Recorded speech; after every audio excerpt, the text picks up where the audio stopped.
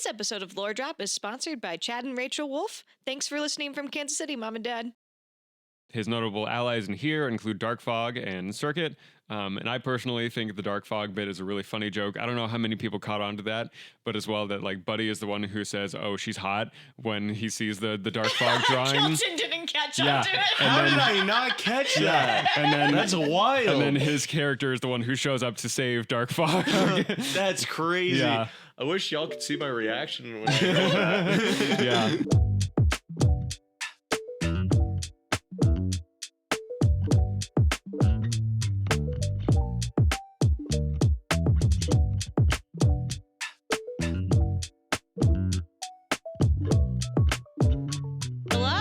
Welcome to Lore Drop, a Reinvent podcast. I'm Abby, the executive director of Reinvent Productions. I'm Ben, the creative and artistic director. I'm Kelton. I'm a dude. Kelton's one of our buddies. He was, the last time you heard Kelton over the podcast was in our Bastions episode. And today, we are looking at his character from Ordinary Heroes, Dr. Photon. Yeah. And doing a comparison between his Ordinary Heroes stage character versus the Universe 17 character. And let me tell you, in Universe 17, he does not get nerfed like he did on stage. Yep. Yeah. I think Dr. Photon, of the characters who were used in Ordinary Heroes, like the characters who just show up in 3.3, Dr. Photon and Super Commando are the ones who have like the most Universe 17 backstory to go off of. Oh, dang. Mm-hmm. Yeah. So, unfortunately, Dr. Photon got knocked out right at the beginning of the 10v1 fight. He's just too powerful. He was too powerful. I was, it was just like... Light powers were not effective. And then I got headbutted. Yeah. Completely halfway across the stage. You know, sometimes that's the way it goes. But before... It was an honorable defeat. I mean, it was. Like, if you're going to get knocked out, if it is someone who's 7,600 feet tall, that's the way to go. I think in Ordinary Heroes, I think the only characters with like a lower win-loss ratio are Booming Boxer and Fortunato, because they don't win a single fight in the entire show, those two. Well, that's Oh, true. dang. Oh, yeah, they don't. Dr. Photon at least beats the Bard. That's true. This is true. The Bard. This is true. Yeah. This is true. I did it with one hit, too. Yeah. I'm amazing. It's crazy. Take that, music. Now I want to go and like track the win-loss rates of all the characters now. Well, you can do that off the clock. Yeah, I will. Before we get into talking about Dr. Photon, though, we must decide for this episode what animated trio we are. And the thing is, we could still use Justice League characters, but they have to be different characters this time. No Superman? You can't be Superman twice. You gotta pick a different one.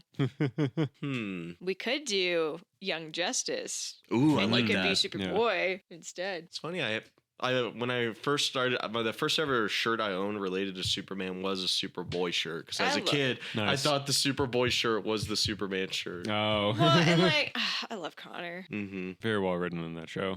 Yeah. He's good in the comics, too. He has, like, a really good arc. And there's this really great scene, like, when Superman mourns his... Oh, never mind, spoiler. It's crazy. I really resonate a lot with Robin in season 1. Yeah. His whole It's vibe funny, I was there. about to, like, suggest that you be, like, Dick. Yeah. Nightwing's really blown up as a character. I read the... Have you read the Tom Taylor series? No, I haven't. It's really good. Beautiful artwork, and it's like really good storytelling too. Heck yeah. In a way, like it's kind of true. Nightwing's become what Batman wishes he could be in a lot of ways. Yeah. But he knows he can't. Yeah, no, Nightwing is so fascinating as a character now, especially in recent years. You know what's funny? Andrew Aguilar, I see him as a Beast Boy in some ways. Nice, yeah, that's good. I love the Young Justice version of Beast Boy, but man, nothing beats the Teen Titans Beast Boy. Oh no, That's true. nothing. That's the best version. I think if we're gonna talk about Young Justice, for me, I think Artemis was always my girl. Yeah, that's a Yeah. good one for you. That tracks. Artemis or Miss Martian. Miss Martian like went through it. Yeah. In that show. Honestly, like all the Martians in DC go through it a lot. it's a tough time to be a Martian. You're like, you want to have a good story? Don't be a Martian. Nope. Or not a good story. Do you want to have a good happy existence? It's good stories. Yeah. Not necessarily happy existence. Very sad. Cool. Okay. Sweet. That works. All right. Well, Ben, tell us about Universe 17, Dr. Photon. Yeah. So, Dr. Photon is a character who first showed up in Universe 17. His name is Alexander Wright, and he is a scientist who created the power rings during his time working with Gemstone Industries. And so all of these rings that go on to cause all these problems, he's the one who made them. Yep. And he actually has the Alexandrite power ring, which is the one, it grants him photokinetic abilities. So he can create and control light, he can create solid objects from light, and he can also absorb natural light to then heal himself or others. And yeah, and some of his notable... So the exact opposite of Andrew Blood. Yes, exactly. He cannot make little shadow vortex portals, but he can heal. But yeah, and some of his notable allies include Maurice Williams, Elizabeth Walters, Neil Sanders, Annie Den, and Richard Briggs. Notable adversaries include Cole Johnson, Abraham Renard, Sarah Johnson, Mary Soleil, and Helena Ilyashina. And yeah, his first real-world appearance was in Cataclysm in the first campaign, and he served as a medic for the DCPD and an information specialist regarding Gemstone Industries because, like I mentioned, he made the rings for Gemstone when he worked as a researcher for Gemstone. And then after seeing and finding out what Cole Johnson's plans for the power rings were, Alexander said, cool, time for me to destroy all of my research notes, destroy my lab, and peace out. And so he was on the run for a little bit and then ended up being saved by Maurice and Elizabeth and brought under DCPD protection from there. But yeah, and so again, his first big participation in stuff was before Cataclysm when he made the power rings in 2014 and all of that stuff. And he actually worked on this with his lab assistant, Abraham Renard, who Dr. Renard is the one who goes on to make the quartz bots, which is very funny that, to me at least, as far as Gemstone is concerned, step one of their plan was the power rings. This is plan A for how we're going to take control of the city. That guy left, cool. The power rings are out of control, cool. Plan B, time for the quartz bot plan, and that's the one that works. But yeah, so that is his. Does Abraham stay with? Yeah, he's on the board. Oh, right. Yeah. Yes, I need to go back and listen to the Gemstone Industries episode. Yeah, shameless plug for our own podcast. This episode is sponsored by Gemstone Industries. Oh, no. Be sure to like, follow, and subscribe for more. No, we're not sellouts. We're not sponsored by them. Yeah. But do give us a 5-star rating on. That'd be great. Also, buy the merch. Yeah. Good. Kelsey, keep plugging. Go. But yeah, so... we then go on to Alexander during the Cataclysm story, and his first appearance there is actually in the Council of Three arc. And this is when, at this point, the party gets introduced to him, and they learn more about the power rings and the whole like plan and idea behind them from him. And so he is one of the individuals. He ends up going with the party to investigate one of the potential leads for where Roy Smith was captured and taken. And it ends up being a dead end, and then he goes on and sort of helps coordinating a lot of information with Elizabeth. I'll be like, okay, cool, we have this lead, send you here, send these people here, type of thing. And then so he then shows up again in the Order of the Unbound arc. With this one, he goes with the party to investigate a possible connection between Andrew Blood and the Order of the Unbound, because right before this, the party had encountered Andrew Blood at the Industrial City prison, and he had trapped them in there with a bunch of inmates and a few of the monks as well, and then dipped out. And so they said, how is this guy connected to these monks? Let's go investigate. Let's find that one of the old gemstone buildings that has been abandoned for a while and see what we can figure out here. They stumbled upon one of Andrew's old hideouts and found evidence of a struggle in there. And then right before leaving, they were also then ambushed by the Order of the Unbound. And this is actually the event that leads, we talked about in the Bastions episode. This is where John the Owl gets knocked out and Evita tries healing John, and then Evita gets knocked out from that as well. And so that is the thing immediately preceding them going to see the Bastions. And that is the main story that Alexander is involved in with the Order of the Unbound. He then shows up again as another participant in the Tournament of Champions arc, another one of Caius's champions here. And he actually is one of the main people competing in the Tournament of Intelligence. And it is at this point that he actually comes across paths and has to compete against one Zalora Sitwellin. She is a champion of Mobius and a renowned elf wizard who also works for Project Alpha. And that is a character she later goes on to become the chairwoman. Well, at this time, she is the chairwoman of Project Alpha and goes on to become a major villain in the Dynamite campaign as well. But this is the first interaction someone gets with her is through this tournament here. She's one of the people that Dr. Carter does not get along with. Yeah, she got Dr. Carter fired. Yeah. Not fired, but got him let go. Dang. Yep. You will remember that. Yeah. A little bit later on in 2018, Alexander actually teams up with the Bastions. He teams up with them to investigate the disappearance of a court spot that was assigned to the 17th precinct in the DCPD. And on this job is one where he actually basically goes undercover because he is one of the people who does not trust the court spots, especially knowing that his former lab assistant is the one who invented them. It's like, this guy, not the best vibes. And so in order to save face a little bit for the DCPD, this is actually the first time that he picks up and uses the name of Dr. Photon as this sort of like superhero alias here. And also at the request of the Bastions, they're like, listen, man, if you're going to be with it, you can't just go out there and say, hi, I'm Alexander. It's got to be something way cooler than that.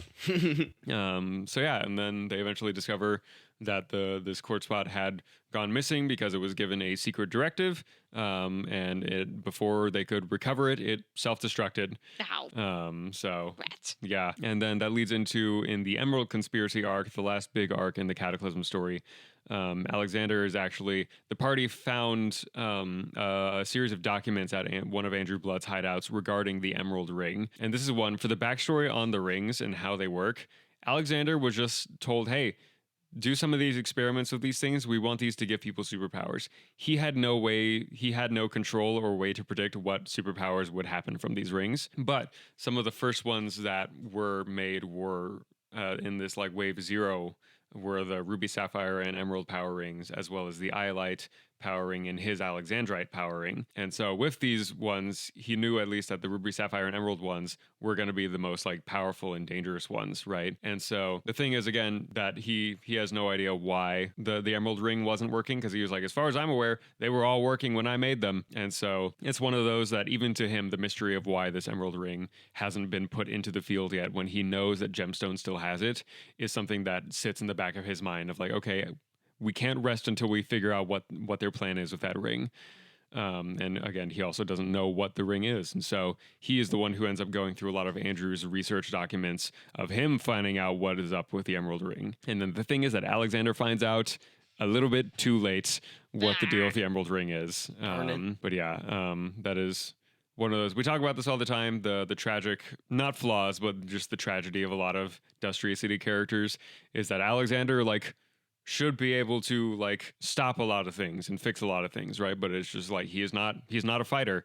He is not someone who likes fighting or anything like that, right? Anytime that he is in a combat situation, he is honestly kind of a liability. He's more someone who relies on his intelligence more than anything else. Yeah, absolutely. And also like there's information that is hidden from him that prevents him from being as beneficial and useful as he could be. So he carries a lot of that guilt with him a lot of the time of like, I'm the one who made all of these rings in my own, because that's also, he made those rings out of grief because his fiance had been killed right before he was commissioned to make the rings. And so he has a lot of baggage that he's carrying around with him on top of that. That's really interesting that you mentioned that. Because if you haven't listened to the Power Rings episode, a spark note of it is that like when you get a power ring on, it attaches to you until it doesn't detect a heartbeat anymore, and you get the initial powers from it. But then there's a thing called an awakening that will happen when there's like a strong emotional event that happens that triggers this A energy being activated that will give you like another boost to your power. So like, for example, like Aurora Remington's ring originally like gave her a healing factor, but then when her awakening happened, of her being reunited with her crew, she got the bonus power of being able to heal other people whenever her like Asmar wings are out. So emotions tied to the rings, and Yes. it affects how powerful they can become. Yep. Okay. Yeah. So, I mean, do you think that there's something to do with that of like the fact that like grief was what was driving him to like really pour himself into the work? He put emotion into the rings, which created a byproduct of the rings being tied to him. Okay. Oh, Yeah, absolutely. Yeah. Interesting. I don't think you and I have ever talked about that before. Yeah, no.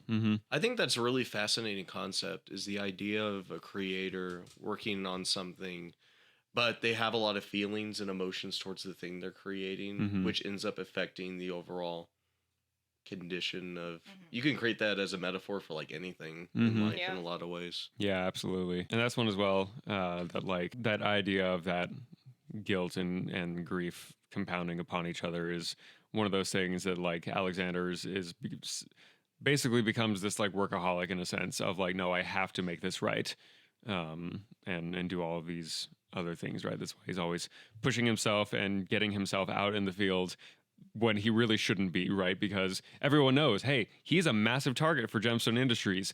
If they find him unaccompanied on the streets, we might never see him again. You know? So anytime that he, like, when he goes to, like, work at the Bastions, he has to, like, actively sneak away from the DCPD to do that. So he doesn't really get to experience, like, that freedom or being free from that observation ever, at least for a while, until after Cataclysm.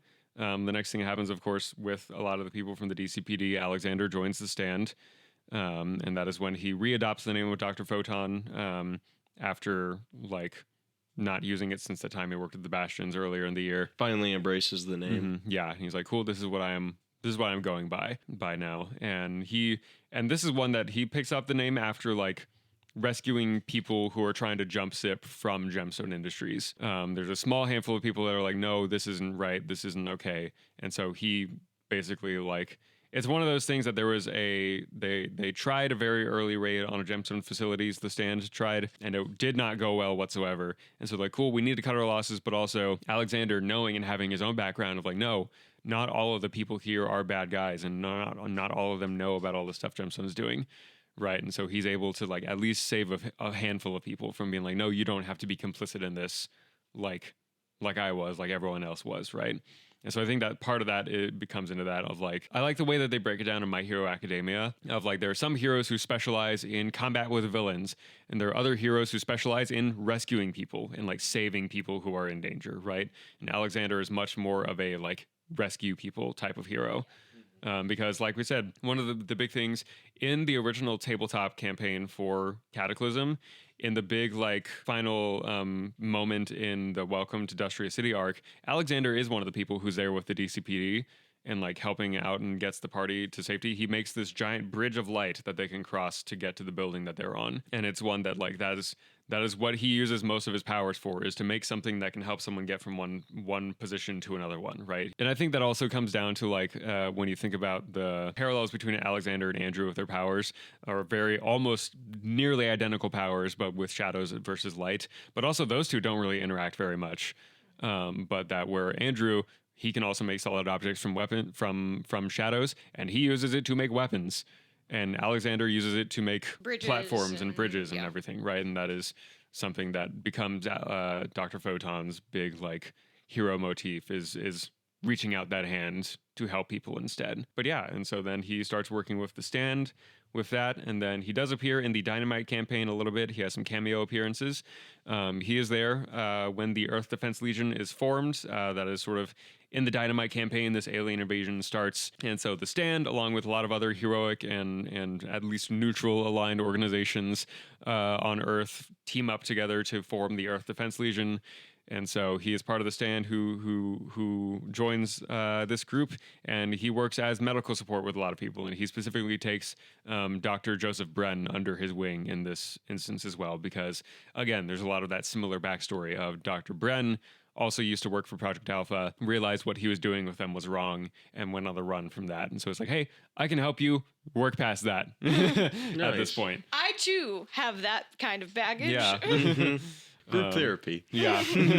And then he shows up again during the 8 Days War arc, as everyone else does, and he again is working to help maintain communication lines across the Earth Defense Legion's forces, because this war is spread across a giant desert, and so there's hundreds of people who need to be staying in contact with each other, and so he's one of the people helping out with that sort of effort and everything. And that's the last time that I'm going to talk about today that we see him in Universe 17. He has some other stuff that he does later on, but we'll get there when we get there. I want to keep some secrets. Fine, keep your secrets then. Keep your secrets. Man, you said it before I could. But yeah, and then we have the Dr. Photon that shows up in Ordinary Heroes, a very different version of Dr. Photon. Headbutts are very effective. So here in Universe 1, Dr. Photon is a character who is made by Wendell, who is inspired by one of Wendell's childhood friends. There's a scene early on in the play in which Wendell has some friends coming over for some kind of party sleepover thing. They have pizza. Yeah. And so in this scene, Wendell and his three friends and his sister are all like working on drawing comic books and characters together, right? This is one that I think it's the Kelton, which one were you again? Buddy. I wrote it and I can't keep them together. I can't keep them straight. The character of Buddy is they all say a line basically that alludes to the character that they show up as later on in Volume 3, Issue 3. And so Friend says he's going to make someone with lightning powers. He shows up as Circuit. Buddy says he's going to make a guy who can shoot lasers, and he shows up as Dr. Photon. And he's like super smart. Yeah, like, yeah. Mm-hmm. And so. And then Pal says I'm gonna make a villain, and then he shows up as Super Commando. Nope. So yeah, that is the big thing. And yeah, in this one, Dr. Photon makes lasers and flashes of light at will, and it's not tied to like the power ring or anything like that. His notable allies in here include Dark Fog and Circuit. And I personally think the Dark Fog bit is a really funny joke. I don't know how many people caught on to that, but as well that like Buddy is the one who says, "Oh, she's hot," when he sees the Dark Fog drawing. Kelton didn't catch on to it. How did I not catch that? And then that's wild. And then his character is the one who shows up to save Dark Fog. That's crazy. Yeah. I wish y'all could see my reaction when I heard that. Yeah. No way. I love that. Yeah. That was also one of my favorite moments of the show. Mm-hmm. She's hot. Dude, in front of my sister. Sorry. Gary. It's so good. And then his notable adversaries include the Bard, Sleeper Agent, Fortunato, and Super Commando. And that's Dr. Photon in Ordinary Heroes. It's one of those that like I think Volume 3, Issue 3 is a very like I love that scene so much. My favorite thing with that scene is like seeing all of the real world characters becoming iterated in these comic book characters and stuff, right? Because it's like that's something that as well, especially with a lot of the early Reinvent characters, they were inspired by people I knew and my friends at the time. They were directly named after most of my friends at the time. The characters of Alexander, Mason, Evan, Cole Johnson, and to an extent Maurice Williams were named after like my friends in middle school and ninth grade. And that was like directly is like, no, this is how I pay homage to them in a way of like, hey, you're here and you're important here. I love that. I'm very big on that too. Mm-hmm. Like creating, like taking from real world experiences and putting them into stories. Because in a way, now your friends live on forever in these characters. And I think that's something really cool. Like in a way, they live forever when you put them in a story. Yeah. Yeah, it was really fun getting to plug in everyone with 3.3 because that was the one time that all of us were on stage together, except for Wendell. Yeah. But well, technically at the end. He shows up at the end. Yeah, he shows up at the end. yeah, but then Emma isn't around. Well, no, at the very, very There's end. a tiny bit where everyone's out there. It's for 2 seconds, but it happens. It's still technically not, because when Wendell's out there, the other villains aren't out, and as she's exiting, that's when all the other villains come in. Okay, so for like 1 second, the entire company is out there. But it was just fun to plug people in because I knew that these were characters that had shown up as NPCs in like Dynamite and other things. But it was fun. Like Matt is like chomping at the bit to do his circuit episode, which Yeah. which will come out before this episode, ironically. Yeah. But we have still not recorded it with him because he's like, I really want to write about circuit. I need to know about circuit Yeah. more. But it was fun, and like the idea that Super Commando became such a big character in the world when he was just an NPC that we could not beat up. Yeah. So he came back to haunt us and beat us up more. It's just fun. Little Easter eggs throughout that show, paying homage to Universe 17 and then our buddies. Yeah. Good old buddy. Every time that you guys ran out on stage and when you ran off stage, I was like, somebody's gonna die. Because it was just like elephants. I don't know what happened. It was one of the performances. Someone hit Matt hard. I don't know if it was me. I don't know if it was JD, but something happened. I remember seeing him, like, I heard the thump because somebody just like hit his chest. So it was like that really nice, like echoey sound. And I'm like, what is happening? I was like, this is not part of Fight Call. We were playing our part. We were middle school boys. Oh, yeah. And that's on me. Yeah. Maybe I should have said ninth grade boys. No, ninth grade boys just still do the same. Yeah, thing. They're not that different. When you get to junior, They start taking each other's shoes in ninth grade. That is true. I had a kid. They opened our classroom window, and one kid like dragged another kid out the window. What the? Freshman boys. This was with the sub. I was not in the room. Oh, yeah. Oh, that poor sub. I know. Golly. Ben's kid's thing is hiding in the cabinet. Yep. Yeah, they discovered that the cabinet's in the classroom, that they could just fit in there. And so they're like, cool. All right, going in. There's one day 4 of them. 4 of them were in one cabinet. And this is like a coat closet type cabinet. And This ain't Narnia, y'all. no, there's no, yeah, it's crazy. I'd be like, can you grab me the thing of Coke out Yeah, there? while you're in there. Yeah. While you're in there.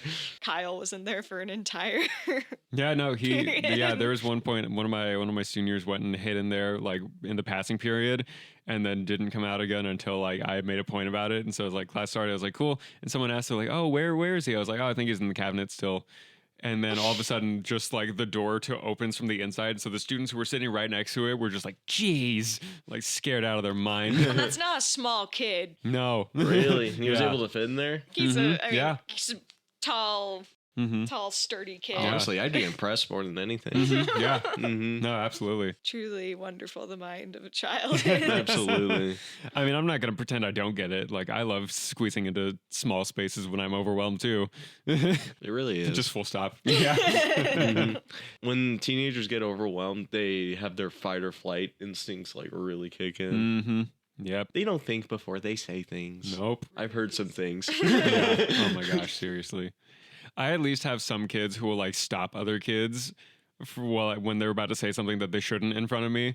Because they'll just be like, hey, he's a mandatory reporter. Don't say It's a crazy. mandatory report. I Yeah. love that. Before we wrap up this episode, Kelton, do you want to give any shout outs or plugs? I shouted out Castle Run in the last episode. You can shout it out again if you want. Yeah, I'll shout it out. Castle Run. Yeah. Coming to a screen near you. We don't have a release date yet, but we definitely will. But if you didn't watch the last episode, Castle Run tells the story of 3 best friends who get sent on a quest to beat the legendary video game Castle Run, which is known for never getting beaten before. Yeah. So they go on a quest to find cheat codes to be able to beat the final level. They can cross LARPers, dungeon masters, wizards, beasts of grand scales. I'm saying that because Matt's playing the part. Some kind of grand scale right there. Get it because he's short. Anyways. That's Get crazy. dunked on. Get dunked on. But Abby and Ben are playing some of our lead characters, as well as Andrew Aguilar. Yeah. Yeah. Quirky little trio. Yeah. But the whole film is basically my love letter to the cartoons and video games I played growing up as a kid, and all the little shows I hold dear. It is also slightly based off a regular show, which I loved growing up. Nice. I think by the time this episode comes out, we'll be getting ready to get in production for it. Sick. Probably. Mm-hmm. Oh, I got 806 Games. We're gonna be filming in there. Ooh, that's cool. That's I love that store. fun. Yeah. Love that. Nice. So I'm really excited. And the look of it just fits the Mhm. movie Nice. so well. Oh man, that's so exciting. Yeah. Well, we'll have links to info about how to keep up with the adventures of that. If you want to support it, go support it. It'd be great. Yeah. And remember, Be be fantastic. fantastic. Being a fan. I was saving it for this one. Let's go. Your like stomach growled in the middle of it. I was like, what is happening? Being fantastic starts with being a fan.